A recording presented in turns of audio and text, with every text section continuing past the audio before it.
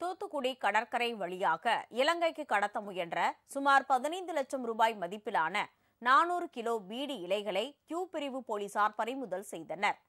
தூத்துக்குடி மாவட்டம் தருவைக்குளம் அருகே உள்ள பட்டினமருதூர் கடற்கரையில் இருந்து படகு மூலம் பீடி இலைகள் கடத்தப்படுவதாக கியூ பிரிவு போலீசாருக்கு ரகசிய தகவல் கிடைத்தது. அதன் அடிப்படையில் அப்பகுதியில் கியூ பிரிவு போலீசார் தீவிர கண்காணிப்பில் ஈடுபட்டனர்.